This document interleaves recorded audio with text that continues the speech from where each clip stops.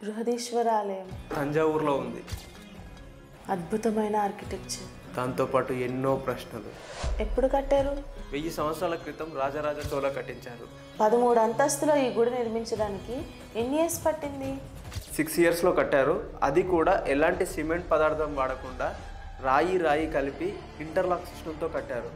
Without basement. 216 అడుగులు ఉంటుంది ఈ టెంపుల్. వాట్? ఎంత గ్రానైట్ వాడారు? 1,30,000 టన్నుల గ్రానైట్ వాడారు. ఎక్కడి నుంచి తీసుకొచ్చారు? 100 కిలోమీటర్ల దూరంలో ఉండే పొద్దుపొట్టి అనే ప్లేస్ నుండి ఏనుగుల సహాయంతో లేదా నదిలో పడవ సహాయంతో తెచ్చి ఉంటారు అని చెప్తారు. ఈ గుడిలో స్తంభాలు కూడా ఒక్కో స్తంభం ఒక్కో శబ్దం చేస్తుంది. It's a musical feast. ఈ గుడిలోని శివలింగం 20 టన్నులు ఉంటుంది. అంటే ఒక్కో ఏనుగు 4 టన్నులు అనుకున్నా 5 ఏనుగులు బరువు ఉంటుందా? దీనికి ఇలా అయిపోతే ఎలా? ఈ గుడిపై ఉన్న గోపుర శిఖరం 80 టన్నుల సింగిల్ గ్రానైట్.